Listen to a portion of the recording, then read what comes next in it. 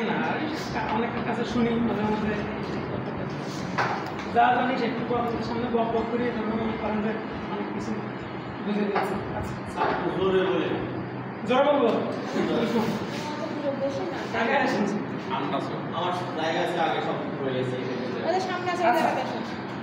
বলছে সরকার প্রতিটি দায়রা বিভাগের জন্য একটি দায়রা আদালত স্থাপন করবেন।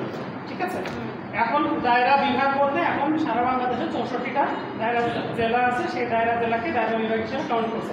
আচ্ছা, প্রত্যেকটা দায়রা আদালতে এক একটা করে দায়রা আদালত স্থাপন করবেন। প্রত্যেকটা জেলায় এখন দায়রা আদালত আছে। আচ্ছা, তারপর হচ্ছে এই আদালতে একজন জজ নিয়োগ করবেন, দায়রা জজ হিসেবে জজদেরকে নিয়োগ করবেন। পরের কথা বলছে মেট্রোপলিটন এলাকার জন্য দায়রা আদালতকে মেট্রোপলিটন দায়রা আদালত নামে অভিহিত করা হবে। মেট্রোপলিটন এরিয়ায় যে দায়রা আদালতগুলো থাকবে তাদেরকে কি বলা হবে? মেট্রোপলিটন দায়রা আদালত। ঠিক আছে, মেট্রোপলিটন যারা দায়রা আদালত থাকবে তাদেরকে মেট্রোপলিটন দায়রা আদালত বলা হবে।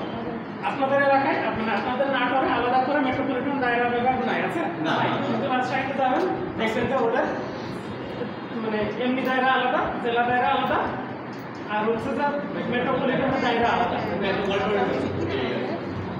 দুইটা আলাদা আলাদা বিভাগ হিসাবে কাউন্ট করা আছে। আচ্ছা, এখন সরকারি গেজেটে সাধারণ কিংবা বিশেষ আদেশ জারি করবে, কোন স্থানসমূহ দায়রা আদালত বসবে সে সম্পর্কে নির্দেশ প্রদান করতে পারবে। মানে বলছে কোন কোন জায়গায় দায়রা আদালত বসবে সেটা কে বলবে?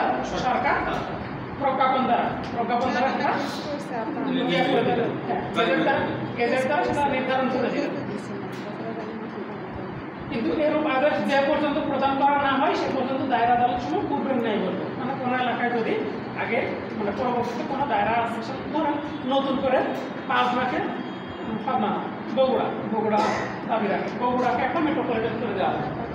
যতক্ষণ পর্যন্ত বগুড়া মেট্রোপলিটন জাজ নিয়োগ না দিবে ততদিন বগুড়া মেট্রোপলিটন দায়রা সেশন চলবে। কিভাবে দায়রা চলবে? হচ্ছে জেলা দায়রা জজ যেটা আছে ওটার মাধ্যমে সেই কথা বলছে। এরূপ এক বা একাধিক আদালতে কর্তৃত্ব প্রয়োগের লক্ষ্যে অতিরিক্ত দায়রা জজ এবং যুগ্ম দায়রা জজ নিয়োগ করতে পারে। তার মানে বলছেন অতিরিক্ত এবং যুগ্ম দায়রা জজ কেন প্রয়োজন? এরকম কাজ, এই দায়রা আদালতের যে কাজ, সেই কাজগুলা তার লোড কমানোর জন্য যদি প্রয়োজন মনে হয়, একা পারা সম্ভব নেই, তখন যুগ্ম দায়রা জজ এবং অতিরিক্ত দায়রা জজ নামক আদালত স্থাপন করবে এবং তাদেরকে নিয়োগ করা হবে, জজদেরকে নিয়োগ করা হবে। তারপরে বাংলাদেশ জুডিশিয়াল সার্ভিসের সদস্যগণ এখানে থাকবেন 3 ক অনুসারে, কত?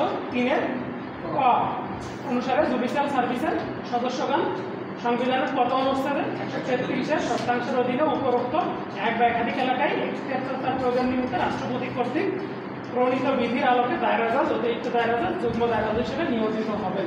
তাহলে আপনাদেরকে যদি কেউ বলেন যে হচ্ছে যে আপনারা যে শুধুমাত্র আপনারাই এসে জাজ হইতে পারবেন, এটা কোথায় বলা আছে? এটা সংবিধানেও তো বলা আছেই, পাশাপাশি সিআরপিসিতে বলা আছে আপনি দায়রা জজ হতে পারবেন কিনা, সেশন কোর্টে বসতে পারবেন কিনা। ঠিক আছে, কোথায় বলা আছে? সিআরপিসিতে 9 ধারা। আচ্ছা, তারপরে সরকার এক দায়রা বিভাগের একজন দায়রা জজকে অন্য একটি বিভাগের অতিরিক্ত দায়রা হিসেবে কি করতে পারেন? নিয়োগ করতে পারেন। বোঝা গেল? এক বিভাগের দায়রা জজকে অন্য বিভাগের অতিরিক্ত হিসাবে নিয়োগ দিতে পারেন। যেমন এই যে জেলা দায়রা জজ যিনি আছেন তাকে মেট্রোপলিটনেও অতিরিক্ত মেট্রোপলিটন দায়রা জজ হিসাবে নিয়োগ করতে পারে। আবার অথবা ম্যাজিস্ট্রেটও হতে পারে, মেট্রোপলিটনের যে ব্যক্তি আছেন তাকে জেলা দায়রা জজ অতিরিক্ত দায়রা জজ হিসাবে নিয়োগ করতে পারে।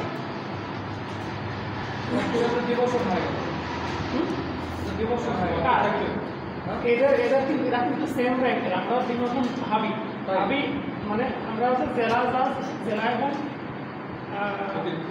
না জেলাও দায়রা জজ তিনি হচ্ছে জেলা সর্বোচ্চ কর্মকর্তা হিসেবে আমরা জানি। এটা হচ্ছে বড় স্যার, বড় স্যার বলে থাকে নাসির স্যার আর মরম স্যার। এখন আপনার এখানে তো মেট্রোপলিটন নাই, আছে? রাজশাহীতে গিয়ে দেখবেন রাজশাহীর ক্ষেত্রেও সেম, যে দায়রা জজের মানে জেলা দায়রা জজ উনি সবার বড় স্যার, সিনিয়র, সব থেকে সিনিয়র উনি, কিন্তু র্যাঙ্কের দিক দিয়ে উনি এবং মেট্রোপলিটন দায়রা জজ একই সেম র্যাঙ্কের।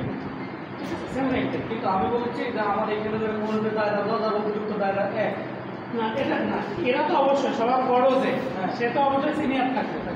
আমি এটা বলি নাই যে হচ্ছে এখানে যে হচ্ছে দায়রাদার আছে, এখানে যে দায়রাদার আছে সে এখানে অতিরিক্ত দায়রাদার হতে পারবে না, অন্য কোনো দায়রা বিভাগে রাজশাহীতে তাকে অতিরিক্ত দায়রাদার হিসেবে নিয়োগ করতে পারে যদি এখানে কন্ডিশন থাকে প্র্যাকটিস এটা আর কি, যে যদি ওখানকার যে জেলা দায়রাদার আছে উনি যদি সিনিয়র হন সেই বুঝা গেল। অবশ্যই এই প্র্যাকটিসটা আছে ওদের মধ্যে, মানে জুনিয়র হয়ে তাকে ইয়া দিবে না সব অবশ্যই বড় স্যার তো বড় স্যারই। আচ্ছা আচ্ছা, এই ক্ষেত্রে কি বলছেন, এরূপ ক্ষেত্রে তিনি সরকারের নির্দেশ অনুসারে দুটি বিভাগের যে কোনো একটি বা একটির একাধিক স্থানে মামলা নিষ্পত্তি করতে পারেন। এরকম জায়গায় হইলে এই যে নাটোরের যিনি ধরেন নাটোরের চাপ কম, যদি সরকার মনে করে নাটোর না রাজশাহীতেও তাকে এই মামলা দেখাশোনা করতে হবে, রাজশাহীতে তাকে দায়রা হিসেবে নিয়োগ দিতে পারে। তো নাটোরেও দেখবে, ওখানেও দেখবে, নাটোরে দেখবে কিছুদিন, যে কোনো দিন রাজশাহীতে দেখবে যে কোনো দিন, এরকম সে নির্দিষ্ট একটা স্থানেও থাকতে পারে, আবার একাধিক স্থানেও মামলা পরিচালনা করতে পারে। আচ্ছা, এই কার্যবিধি পরবর্তী সময় যে সকল দায়রা আদালত বিদ্যমান ছিল তার সমস্তগুলাই এই আইন অনুসারে প্রতিষ্ঠিত হয়েছে বলে গণ্য করা হবে। বলছেন আইন যখন হলো, আইন হওয়ার আগে ম্যাজিস্ট্রেটটা কিন্তু আছে, মানে এই আইন মানে পরবর্তীতে জুডিশিয়ারি পৃথককরণ, তারপরে ম্যাজিস্ট্রেটদের নামটাও চেঞ্জ করে দিল তখন, সেটা হওয়ার আগে থেকে ম্যাজিস্ট্রেটরা আছে, প্রেসিডেন্সি আছে, প্রেসিডেন্সি বলা হতো, প্রেসিডেন্সি ম্যাজিস্ট্রেট বলা হতো ব্রিটিশ পিরিয়ড থেকে। তো বলছিল ওই ম্যাজিস্ট্রেটরা বলবৎ থাকে, বহাল থাকে, তাদের যে কাজগুলো আছে তারা মানে ধরা হবে, তারা এই আইনের অধীনেই নিয়োগ দিবে। এবার এখন এক্সিকিউটিভ ম্যাজিস্ট্রেট নিয়ে আলোচনা করা আছে 10 ধারায়, কয় ধারায়? 10 ধারায়। ওই যে পাশে লিখছিলাম এক্সিকিউটিভ ম্যাজিস্ট্রেট, তা নিয়ে আলোচনা করা আছে 10 ধারায়। এটা কয় ধারায় করলাম? 9। তাহলে এদের নিয়ে আলোচনা করা হয়েছে 6। এরাও 6 এর মধ্যে পড়ে গেছে, এদের আবার বিস্তারিত 9 এ আসছে, এদের বিস্তারিত আসছে 10 এ। আচ্ছা, 10 ধারা বলছে প্রত্যেক জেলা ও মেট্রোপলিটন এলাকায় সরকার যে সংখ্যক উপযুক্ত মনে করবেন সে সংখ্যক নির্বাহী ম্যাজিস্ট্রেট নিয়োগ করবেন, তার মধ্যে একজন থাকবে জেলা ম্যাজিস্ট্রেট। মানে বলছে একটা জেলার জন্য কি করবে সরকার? ম্যাজিস্ট্রেট নিয়োগ করবে, নির্বাহী ম্যাজিস্ট্রেট নিয়োগ করবে। আপনাদের নাম করে কতজন নির্বাহী ম্যাজিস্ট্রেট আছে? কোনো জেলা থাকবে না, একটা থাকবে। কি বলবে? আপনার ডিসি নিজে একজন নির্বাহী ম্যাজিস্ট্রেট, তারপরে এডিসি নিজে একজন, এডিসি তো একাধিক থাকে, শিক্ষা, তারপরে হচ্ছে রেভিনিউ, তারপর হচ্ছে জেনারেল, তারপরে হচ্ছে এর আন্ডারে আপনার হচ্ছে যে এনডিসি আছে, নেজারত যিনি, নেজারত শাখা। তারপরে আপনার হচ্ছে যে এছাড়াও আরও কিছু ম্যাজিস্ট্রেটরা আছে যারা বিভিন্ন সময় বিভিন্ন কার্যক্রম পরিচালনা করে। এই যে দেখবেন বর্তমান সময় এসএসসি পরীক্ষা চলছে, চলছে না? শেষ হয়ে গেল, শেষ হয়ে গেছে, আজকে লাস্ট পরীক্ষা ছিল। আচ্ছা, এখন প্র্যাকটিক্যাল নাকি আজকে কোন পরীক্ষা ছিল? 13 তারিখ ক্লাস পরীক্ষা ছিল, আমি যতদূর জানি। আজকে প্র্যাকটিক্যাল ছিল স্যার, আইসে দাবি ছিল পরীক্ষা ছিল। আচ্ছা, হতে পারে। তো এখন ওই যে এই যে এইখানে দেখবেন বিভিন্ন সময় ম্যাজিস্ট্রেটরা আসে, কিসের জন্য আসে? বিভিন্ন শৃঙ্খলা রক্ষার জন্য আসে, শৃঙ্খলা রক্ষার জন্য আসে। এর সাথে আপনাদের আর একটা ধারা পড়াই দিই, শৃঙ্খলা রক্ষার জন্য আসে। আপনারা এখন তো পাবেন না মনে হয়, তারপরে একটু চেক করবেন যে এলাকাগুলো হচ্ছে যে কেন্দ্র হয়, গিয়ে দেখবেন একটা ব্যানার টানানো আছে 144 ধারা জারি করে ব্যানার টানানো আছে। 144 ধারা কে জারি করতে পারে? নির্বাহী ম্যাজিস্ট্রেট, জুডিশিয়াল ম্যাজিস্ট্রেট পারে। তা আমার এটা তো যেরকম এটিএম আছে, ওদের জেলা ম্যাজিস্ট্রেট আর একটা আছে নির্বাহী, এরা দুটোই স্যারের করতে পারে নাকি এটিএম করবে নির্বাহী কে? আমার এইগুলো এরকম ওটা তো পারেই, এক্সট্রা হবে কি 144 ধারা যে কোনো জায়গায় জারি করতে পারে। কে পারে? জেলা ম্যাজিস্ট্রেট পারে এবং ক্ষমতাপ্রাপ্ত নির্বাহী ম্যাজিস্ট্রেট পারে। এই নির্বাহী ম্যাজিস্ট্রেটের মধ্যে যাকে খুশি জেলা ম্যাজিস্ট্রেট ক্ষমতা দিতে পারেন এই এলাকায় এই 144 ধারা জারি করতে পারে যদি প্রয়োজন হয়। 144 ধারা কেন জারি করা হয়? শৃঙ্খলা বজায় রাখার জন্য, শৃঙ্খলা বজায় রাখার জন্য। আমরা তো এই জানি যাতে কোনো ঝামেলা না হয়, মারামারি না হয়। শুধু তাই নয়, এর সাথেও জনজীবন যাতে ঝুঁকির মধ্যে না পড়ে, শৃঙ্খলা বাদেও কীরকম, এই যে কোভিডের সময় কি 140,000 ছিল না, যাতে জনজীবন কোনো ঝুঁকির মধ্যে না পড়ে, এটাও একটা বিষয়।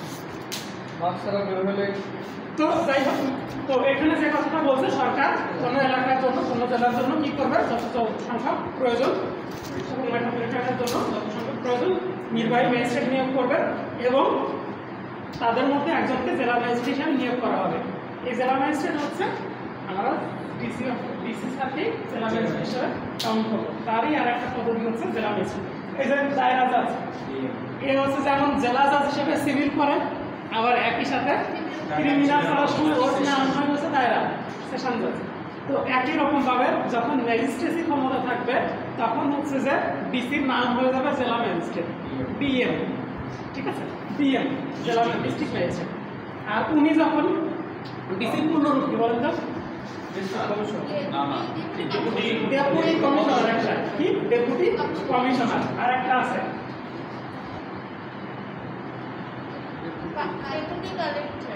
হ্যাঁ ডেপুটি কমিশনার, আর একটা হচ্ছে ডেপুটি কালেক্টর। ডেপুটি মানে কি স্যার? বলতেছি ডেপুটি মানে আপনারা নাম শুনেননি, উপপরিদর্শক, উপপরিচালক, এরকম। এখন ডেপুটি মানে হচ্ছে ডেপুটি ডিরেক্টর মানে উপপরিচালক। আচ্ছা, আমি ক্লিয়ার করে দিচ্ছি, ঠিক আছে। এখন বলা হচ্ছে কেন তাকে এইগুলো নামে ডাকা হচ্ছে, এত নামে কেন ডাকা হচ্ছে, তার যতগুলা কার্যক্রম রয়েছে এক এক জায়গায় যখন যায় তিনি সেই নামে তাকে অবহিত করা হবে। যখন তিনি কালেক্টর হিসেবে কাজ করবেন, কিসের কালেক্টর, রেভিনিউ কালেক্টর, খাজনা, তারপরে হচ্ছে রাজস্ব আদায় সম্পর্কিত যখন কাজকর্ম তিনি করবেন তখন তার নাম হচ্ছে ডেপুটি কালেক্টর। কালেক্টর কি জানি, কালেক্টরের নাম ভুলে গেলাম, মানে সংগ্রাহক, মানে সংগ্রহ করে, সংগ্রহকারী। কালেক্টর সংগ্রহ করে না, কালেক্টর মানে সংগ্রাহক, তো বাংলা বলে না, সব জায়গায় বলে। আচ্ছা, তারপরের কথা হচ্ছে ডেপুটি কমিশনার। ডেপুটি কমিশনার কেন বলা হচ্ছে, এই অ্যাডমিন ক্যাডারে যারাই নিয়োগ হয় তাদেরকে কমিশনার বলা হয়। কি বলা হয়, যারা নতুন ঢোকে তাদেরকে বলা হয় অ্যাসিস্ট্যান্ট কমিশনার।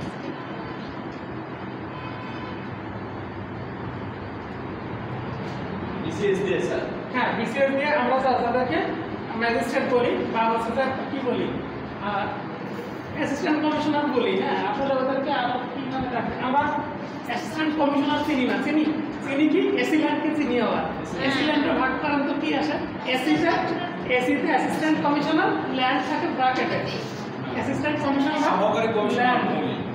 সহকারী কমিশনার কোন পার্সপেক্টিভে, ল্যান্ড পার্সপেক্টিভে। এরকম শুধু উনি নয়, ওনার মতো আরো অনেক অ্যাসিস্ট্যান্ট কমিশনাররা থাকে, ঠিক আছে। অ্যাসিস্ট্যান্ট কমিশনাররা ডিসি অফিসে থাকে। তো ওনারা যখন নিয়োগ হয় নতুন, তখন তাদের পদবি হচ্ছে অ্যাসিস্ট্যান্ট কমিশনার। যেমন আমাদের জুডিশিয়ারিতে নিয়োগ হলে অ্যাসিস্ট্যান্ট জাজ, ঠিক আছে। তো অ্যাসিস্ট্যান্ট কমিশনারের পরে ওনারা যখন একটু সিনিয়র হয় তখন ওনাদের নাম হয় সিনিয়র অ্যাসিস্ট্যান্ট কমিশনার।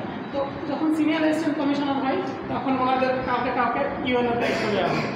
ইউএনও তো দায়িত্ব, ইউএনও কিন্তু কোনো পদ নয়, দায়িত্ব, ঠিক আছে। তো ওনাদেরকে তখন ইউএনওর দায়িত্ব দেওয়া হয়, তারপরে বিভিন্ন জায়গায় বিভিন্ন দায়িত্ব দেওয়া হয়। আচ্ছা, এরপরে প্রত্যেকটা থানাতে তো আলাদা আলাদা কোনো একজন করে ইউনো, হ্যাঁ, প্রত্যেকটা থানাতে একজন করে ইউএনও, হ্যাঁ, তার দায়িত্ব থাকে। এরপরে যখন আরেকটু সিনিয়র হয়, এরা যখন আরেকটু সিনিয়র হয়, এই সিনিয়র পোস্টে এদেরকে তখন দিয়ে দিল এডিসি, এরকম দায়িত্ব দিয়ে দিল। ADC general, ADC revenue, ADC, হ্যাঁ, এডিশনাল ডেপুটি কালেক্টর হিসাবে এডিসি। আবার এডিশনাল ডেপুটি কমিশনারও বলতে পারে। কেন, এখানে ওদের পদবি একটু বাড়লো। এরপরে আসে, এটা কেটে যায়, শুধুমাত্র ডেপুটি উপ, শহর থেকে সিনিয়র সহকারী, তারপরে হলো উপ। যখন উপতে আসে তখন এরা জেলা পর্যায়ের দায়িত্ব পায়, তখন ডেপুটি। ফুল কমিশনার কিন্তু না, ফুল কমিশনার তখনও না, ঠিক আছে। এরপরে গিয়ে ডেপুটির পরে কি আছে জয়েন্ট, ডেপুটির পরে কি হয়ে গেছে জয়েন্ট, তখন আমরা আর কমিশনার বলি না, তখন হয়ে যাবে হচ্ছে সেক্রেটারি, জয়েন্ট সেক্রেটারি, যুগ্ম সচিব। এই যুগ্ম সচিব পর্যায়ে লোকজনগুলা বিভিন্ন বিভাগে দায়িত্ব পায়, বিভাগীয় কমিশনার যারা আছে, হ্যাঁ, তারা কিন্তু কি জয়েন্ট কমিশনার বা জয়েন্ট সেক্রেটারি পদমর্যাদা দিক দিয়ে যুগ্ম সচিব পর্যায়ে আছে। আরও উপরে যেতে যেতে একসময় সেক্রেটারি মানে পূর্ণ সচিব হয়, খুব কম মানুষই পূর্ণ সচিব হয়, হাতে তোলা কিছু মানুষ পূর্ণ সচিব হয়। এই ডিসি যখন থাকে, ডিসির র্যাঙ্ক কিন্তু মোটামুটি 4 গ্রেডের কাছাকাছি। কয় গ্রেড? 4 গ্রেড। কয় গ্রেডে? প্রথম গ্রেডের মধ্যে কারা কারা থাকে বলতেছি এই 4 গ্রেডে যাওয়ার পরে আরো মানে হাতে গোনা 2-1 লোক এইখান থেকে অ্যাডমিন থেকে ফার্স্ট গ্রেডে যায়। তাদের মধ্যে ওই যে কি একটা সচিব আছে, ভুলে গেলাম, উপদেষ্টার প্রধান সচিব যেটা এরকম 1-2 ব্যক্তি সাধারণত ফার্স্ট গ্রেডে দিতে পারে এই পর্যায় থেকে।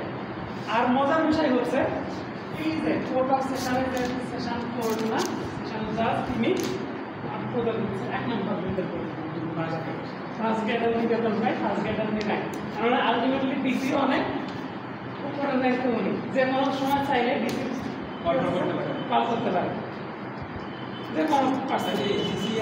রাষ্ট্রপতি পর্যায়ে হ্যাঁ, এই যে জয়েন্ট সেক্রেটারি পর্যায়ে চলে যায়, বিভিন্ন জনকে বিভিন্ন দায়িত্ব দিয়ে দিতে পারে, কোনো অসুবিধা নেই।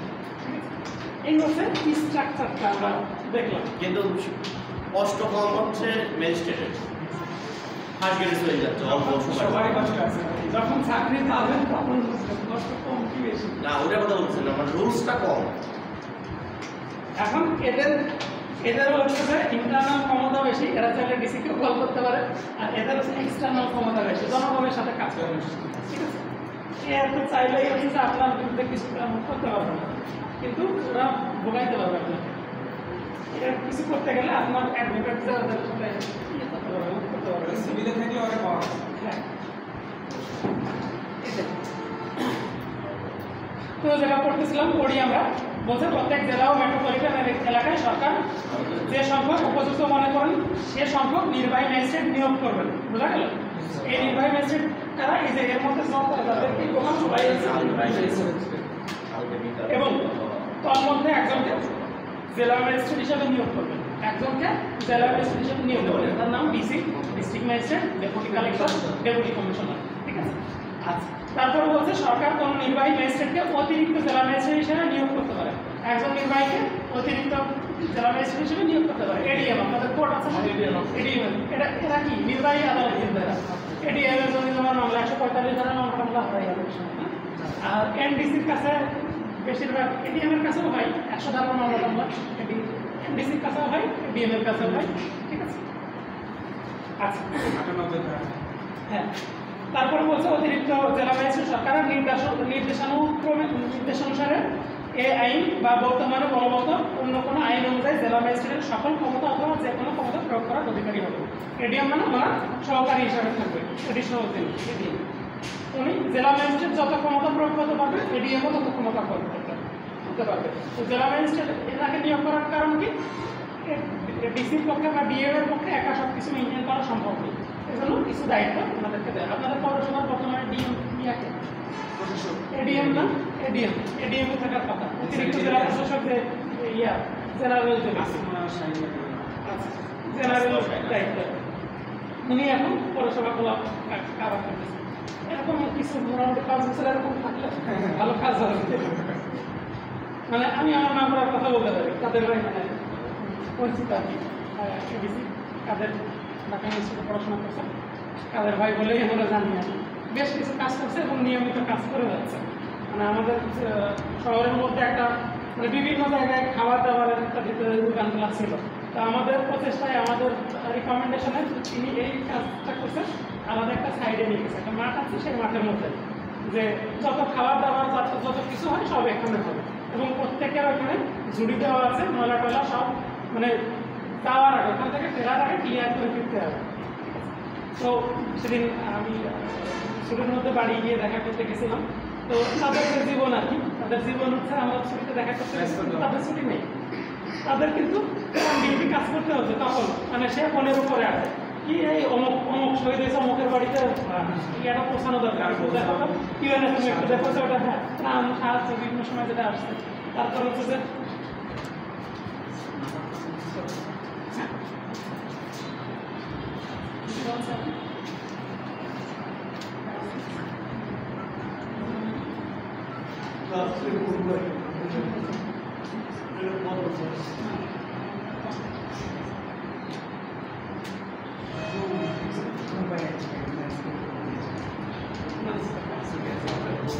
আচ্ছা ওকে, তো কাহিনী আছে আমাকে বলছিল তোমাদেরকে যে এত বলি তোমরা এদিকে আসো, তোমরা তো আসতেই চাও না, যখন আসবা তখন বুঝবা, এখন শুধু সমালোচনা করো তখন বুঝবা যে আমরা কি কাজ করি আর না করি। আসলে তাদের প্রচন্ড পরিশ্রম দেয়, যে ঈদ বলেন অন্যান্য ছুটি বলেন তাদের এখন কোনো ছুটি থাকে না, দায়িত্ব থাকে কিন্তু ছুটি থাকে না। তো যাই হোক ওই যে ফুড কার্টটা উনি সরিয়ে একটা জায়গায় তৈরি করে দিয়েছে, বলছে যে মানুষের এখন কি বলে জানো, এটা আছে KFC বলে, কি তাদের ফুড পার্টনার্স এই হচ্ছে ব্যাপার। এরকম যদি নিউট্রাল মানুষ, সবাই নিউট্রাল হয় না এর মধ্যে, নিউট্রাল কিছু মানুষ যদি থাকে আসলে খুব কাজ হয়, ভালো কাজ হয়। আচ্ছা, যে কোনো সময় জেলা ম্যাজিস্ট্রেট পদ শূন্য হওয়ার পরে কোনো অফিসার অস্থায়ীভাবে জেলা প্রশাসনের প্রধান নির্বাহী স্থলাভিষিক্ত হবেন এবং সরকারের আদেশ সাপেক্ষে তিনি এই আইনের অধীন জেলা ম্যাজিস্ট্রেটকে সমস্ত ক্ষমতা প্রয়োগ ও সমস্ত কর্তব্য সম্পাদন করবেন। মানে একজনের আসন শূন্য হলে বদলি হতে পারে, বানাতে হতে পারে বা অন্য, তারপরে যে আসবে তিনি কী করবেন, তার স্থলাভিষিক্ত হবেন। সরকার মানে এই জিনিসগুলো তো অটোমেটিক্যালি হয়ে আসে, আসলে আমরা মনে করতে পারি যে এই জিনিস আমরা বলে দেওয়ার কি দরকার আছে, কিন্তু আমরা যে জিনিসগুলো অভ্যস্ত এবং অনভ্যস্ত সব কিছুই আইনে কিন্তু বলে দেওয়া আছে, আমরা যে কাজটাই করি ডিটেল প্রত্যেকটা জিনিসই আইনে বলে দেওয়া আছে।